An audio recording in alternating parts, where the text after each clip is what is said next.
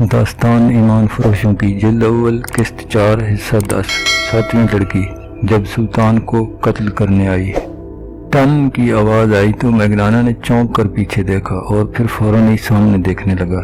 صلاح الدین نے پلک جھپکتے میں کمر بند سے 1 فٹ لمبا خنجر نکال کر اس کی نوک میگنانا کی گردن پر رکھ دی اور موبی سے کہا، یہ شخص میری زبان نہیں سمجھتا، اسے کہو اپنے ہاتھ سے ہتھیار پھینک دے۔ اس نے ذرا سی پس و پیش کی تو یہاں سے تم دونوں کی لاشیں اٹھائی جائیں گی۔ موبی کی آنکھیں حیرت اور خوف سے کھل گئیں۔ اس نے اداکاری کا کمال دکھانے کی کوشش کی اور کہا، میرے باپ کو ڈرا دھمکا کر آپ مجھ پر کیوں قبضہ کرنا چاہتے ہیں؟ میں تو خود ہی اپنے آپ کو پیش کر رہی ہوں۔ سلطان نے کہا، تم جب محاذ پر میرے سامنے آئی تھی تو تم میری زبان نہیں بولتی تھی، کیا تم اتنی جلدی یہاں کی زبان بولنے لگی ہو؟ اس سے کہو ہتھیار فوراً باہر نکال دے۔ موبی نے اپنی زبان میں اسے کچھ کہا تو اس نے چوگے کے اندر ہاتھ ڈال کر ایک بڑا خنجر باہر نکالا جو سلطان نے اس کے ہاتھ سے لے لیا اور اپنا خنجر اس کی گردن سے ہٹا کر کہا، باقی 6 لڑکیاں کہاں ہیں؟ موبی نے کانپتی آواز میں کہا، آپ نے مجھے پہچاننے میں غلطی کی ہے، میرے ساتھ اور کوئی لڑکی نہیں ہے۔ آپ کون سی 6 لڑکیوں کی بات کر رہے ہیں؟ سلطان نے کہا، مجھے خدا نے آنکھیں دی ہیں اور دماغ بھی، جن میں وہ چہرے نقش ہو جاتے ہیں جنہیں ایک بار آنکھ دیکھ لیتی ہے۔ تمہارا چہرہ جو آدھا نقاب میں ہے میں نے پہلے بھی دیکھا ہے۔ تمہیں اور تمہارے ساتھی کو خدا نے اتنا ناقص ذہن دیا ہے کہ جس کام کے لیے تم آئے تھے اس قابل نہیں ہو۔ سرائے میں تم دونوں میاں بیوی تھے، یہاں آ کر باپ بیٹی بن گئے، مگر تم ہو کچھ بھی نہیں۔ اور تمہارا جو ساتھی باہر گھوڑوں کے پاس کھڑا ہے وہ تمہارا نوکر نہیں، اسے گرفتار کر لیا گیا ہے۔ یہ کمال علی بن سفیان کا تھا۔ اسے موبی نے بتایا تھا کہ وہ سرائے میں ٹھہرے ہوئے ہیں۔ وہ ان دونوں کو اپنے کمرے میں بٹھا کر باہر نکل گیا اور گھوڑے پر سوار ہو کر سرائے میں چلا گیا تھا۔ سرائے والوں سے اس نے ان کے حلیے بتا کر پوچھا تو اسے بتایا گیا کہ وہ میاں بیوی ہیں اور ان کے ساتھ ان کا نوکر ہے۔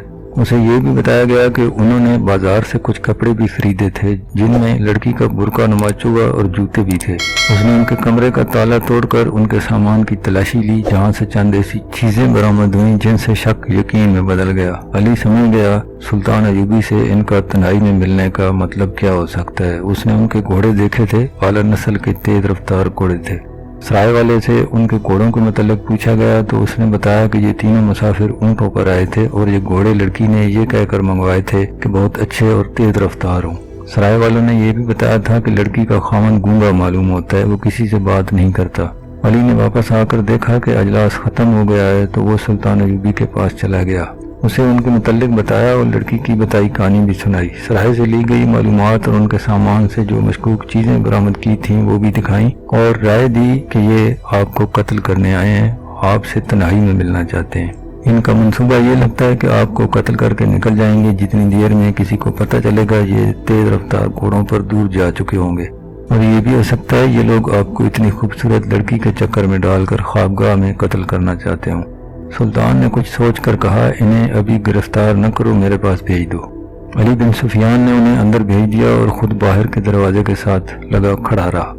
اس نے محافظ دستے کے کمانڈر کو بلا کر کہا، ان دونوں گھوڑوں کو اپنے گھوڑوں کے ساتھ باندھ دو اور زینے اتار دو اور ان کے ساتھ جو آدمی ہے اسے حراست میں بٹھا لو، اس کی تلاشی لو، اس کے کپڑوں کے اندر خنجر ہوگا، وہ لے لو۔ ان احکام پر عمل ہو گیا تھا۔ میگنانا کا ساتھی گرفتار ہو گیا تھا، اس سے ایک خنجر برآمد ہوا تھا۔ موبی اور میگنانا کو جب سلطان ایوبی کے کمرے میں داخل کیا گیا تو باتوں باتوں میں سلطان نے ایک سکہ فرش پر پھینک کر یقین کر لیا کہ یہ شخص بہرا نہیں ہے۔ سکے کی آواز پر اس نے فوراً پیچھے مڑ کر دیکھا تھا۔ صلاح الدین ایوبی نے لڑکی سے کہا، اسے کہو میری جان صلیبیوں کے خدا کے ہاتھ میں نہیں، میرے اپنے خدا کے ہاتھ میں ہے۔ موبی نے اپنی زبان میں میگنانا کو بتایا تو اس نے چونک کر کچھ کہا۔ موبی نے سلطان ایوبی سے کہا، یہ کہتا ہے کیا آپ کا خدا کوئی اور ہے اور کیا مسلمان بھی خدا کو مانتے ہیں؟ سلطان نے کہا، اسے بتاؤ مسلمان اس خدا کو مانتے ہیں جو سچا ہے اور سچے عقیدے والوں کو عزیز رکھتا ہے۔ مجھے کس نے بتایا ہے کہ تم دونوں مجھے قتل کرانے آئے ہو؟ میرے خدا نے۔ اگر تمہارا خدا سچا ہوتا ہے تو تمہارا خنجر مجھے ہلاک کر چکا ہوتا، میرے خدا نے تمہارا خنجر میرے ہاتھ میں دے دیا ہے۔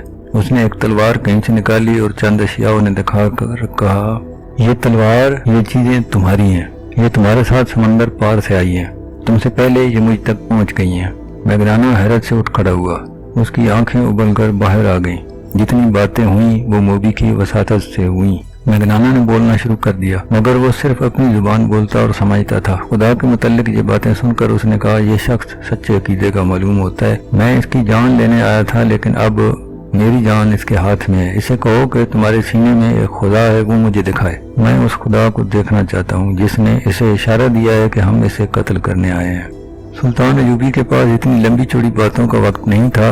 اسے چاہیے تھا ان دونوں کو جلاد کے حوالے کر دیتا، لیکن اس نے دیکھا کہ یہ شخص بھٹکا ہوا معلوم ہوتا ہے۔ اگر یہ پاگل نہیں تو یہ ذہنی طور پر گمراہ ضرور ہے۔ چنانچہ اس نے اس کے ساتھ دوستانہ انداز میں باتیں شروع کر دی۔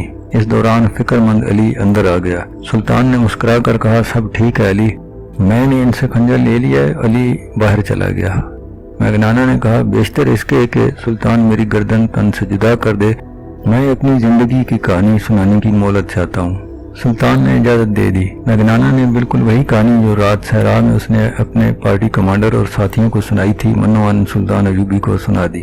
اب کہ اس نے صلیب پر لٹکتے ہوئے حضرت عیسیٰ علیہ السلام کے بت، کماری مریم کی تصویر اور پادریوں کے اس خدا سے جس سے وہ پادری کی اجازت کے بغیر بات بھی نہیں کر سکتا تھا، بیزاری کا اظہار اور زیادہ شدت سے کیا اور کہا، مرنے سے پہلے مجھے خدا کی ایک جھلک دکھا دو۔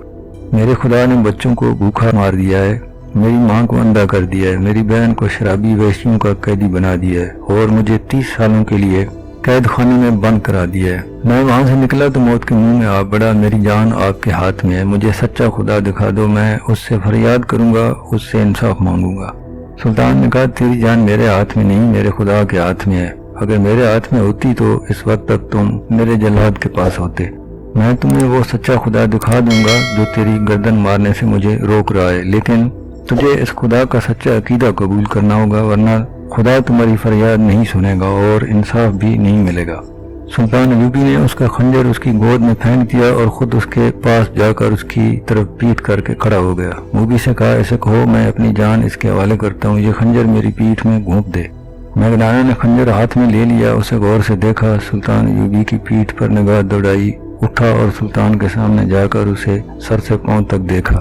یہ سلطان صلاح الدین کی جلالی شخصیت کا اثر تھا یا سلطان کی آنکھوں کی چمک؟ اس میں اسے سچا خدا نظر آ گیا کہ اس کے ہاتھ کانپے۔ اس نے خنجر سلطان ایوبی کے قدموں میں رکھ دیا اور دو زانوں بیٹھ گیا اور سلطان کے ہاتھ چوم کر در و قطار رونے لگا۔ موبی سے کہا، اسے کہو یا تجھے خود خدا ہے یا اس نے خدا کو اپنے سینے میں قید کر رکھا ہے۔ اسے کہو مجھے اپنا خدا دکھا دو۔ سلطان ایوبی نے اسے اٹھایا اور سینے سے لگا کر اپنے ہاتھ سے اس کے آنسو پوچھے۔ وہ تو بھٹکا ہوا انسان تھا، اس کے دل میں مسلمانوں کے خلاف نفرت بھر دی گئی تھی اور اسلام کے خلاف زہر ڈالا گیا تھا۔ پھر حالات نے اسے اپنے مذہب سے بیزار کیا۔ یہ ایک قسم کا پاگل پن تھا اور ایک تشنگی تھی جو اسے ایسی خطرناک مہم پر لے آئی تھی۔ سلطان ایوبی اسے بے گناہ سمجھتا تھا، لیکن اسے آزاد بھی نہ کیا بلکہ اپنے پاس رکھ لیا۔ موبی باقاعدہ ٹریننگ لے کر آئی تھی اور مفرور جاسوسہ تھی۔ یہ وہ 7ویں لڑکی تھی جس نے صلیبیوں کا پیغام سودانیوں تک پہنچایا اور بغاوت کرائی تھی۔ وہ ملک کی دشمن تھی، اسے اسلامی قانون نہیں بخش سکتا تھا۔ سلطان نے اسے اور اس کے ساتھی کو علی بن سفیان کے حوالے کر دیا۔ تفتیش میں دونوں نے اقبال جرم کر لیا اور یہ بھی بتا دیا کہ رسد کے قافلے کو انہوں نے ہی لوٹا تھا اور لڑکیوں کو بھی انہوں نے آزاد کرایا اور محافظ دستے کو ہلاک کیا تھا اور بالیان اور اس کے ساتھیوں کو بھی انہوں نے ہی ہلاک کیا تھا۔ یہ تفتیش 3 دن تک جاری رہی۔ اس دوران مگنانا کا دماغ روشن ہو چکا تھا۔ ایک بار اس نے سلطان ایوبی سے پوچھا، کیا آپ نے اس لڑکی کو مسلمان کر کے اپنے حرم میں رکھ لیا ہے؟ سلطان نے کہا، آج شام کو اس کا جواب دوں گا۔ شام کو سلطان ایوبی نے مگنانا کو ساتھ لیا اور کچھ دور ایک احاطے میں لے گیا۔ لکڑی کے 2 تختے پڑے تھے، ان پر سفید چادریں پڑی ہوئی تھیں۔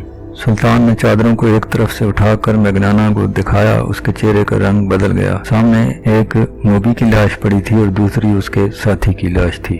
سلطان نے موبی کے سر پر ہاتھ رکھ کر پیچھے کھینچا، گردن کندھے سے جدا تھی۔ اس نے مگنانا سے کہا، میں اسے بخش نہیں سکتا تھا، تم اسے اپنے ساتھ لائے تھے کہ میں اس کے حسن اور جسم پر فدا ہو جاؤں گا، مگر اس کا جسم مجھے ذرا بھر اچھا نہیں لگا، یہ ناپاک جسم تھا۔